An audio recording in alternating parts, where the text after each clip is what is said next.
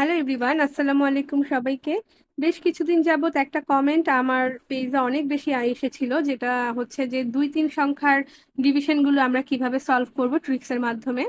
আজকে আমি old version new version মানে হচ্ছে অ্যাজ ইউজুয়াল আমরা স্কুলে যেভাবে যে পদ্ধতিতে ভাগ অঙ্ক করি সেভাবেও দেখিয়ে দিব। আরেকটা হচ্ছে আমরা কিভাবে মেথড অ্যাপ্লাই করে এই 2-3 সংখ্যার ভাগগুলোকে সলভ করতে পারবো সেটাও দেখাবো। প্রথমে আমরা স্কুলে যেভাবে শিখি সেটাই দেখাচ্ছি। 23 ডিভাইড করব, 23 দিয়ে ডিভাইড করব 345-কে। তো ফার্স্টে আমরা দেখে নিব 34 এর ভিতরে 23 কতবার যায়। সেটা হচ্ছে একবার।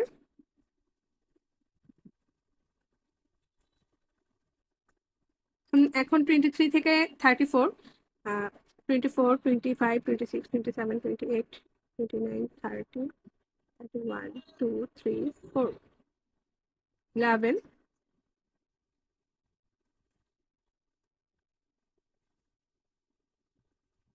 আর যেই এই পাশে যেই 5 সংখ্যাটা রয়েছে সেই 5 সংখ্যাটা নামিয়ে নিলাম।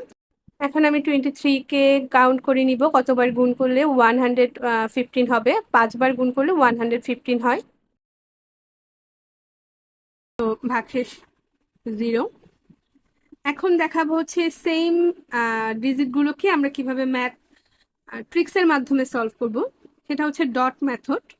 এখানে যেহেতু 3 আছে এই জন্য 3টা ডট এঁকে নিব। তারপরে সেম প্রসেসে 4 যেহেতু আছে 1 2 3 4। 5 এর ক্ষেত্রেও সেম 1 2 3 4 5।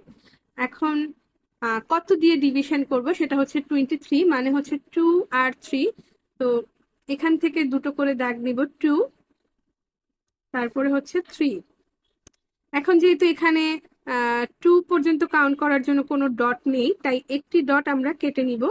একটি ডট কাটলে সব সময় এই মেথডটার নিয়ম হচ্ছে 10টি ডট অ্যাড করতে হবে। 1 2 3 4 5 6 7 8 9 10। তো সেম প্রসেসে আমি এভাবে দুটো ডট কেটে এখান থেকে 3টি ডট অ্যাড করে নিয়েছি।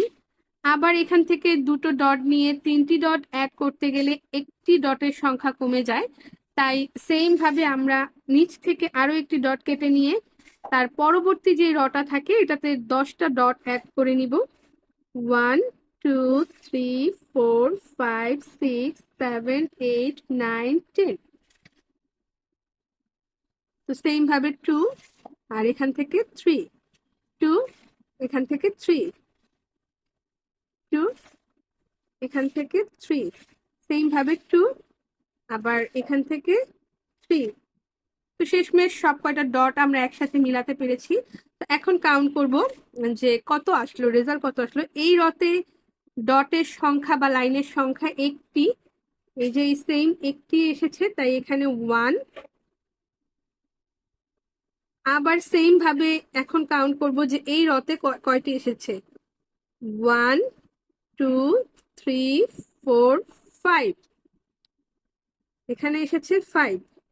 তো রেজাল্ট হচ্ছে 1 আর হচ্ছে এখানে 5, 15। আমার কাছে বরাবরের মতোই নামতা দিয়ে ম্যাথ করাটাকে অনেক বেশি সহজ পদ্ধতি মনে হয়। আর এই ডট পদ্ধতি বা বিভিন্ন ধরনের মেথড আমরা যদি এগুলো শিখে থাকি, এগুলো শুধুমাত্রই মেধা বিকাশের ক্ষেত্রে মনে হয় যে আমার কাছে এটাই প্রয়োজন। তো আপনাদের কার কাছে কোন পদ্ধতিটা বেশি ভালো লেগেছে কমেন্ট করে জানাবেন।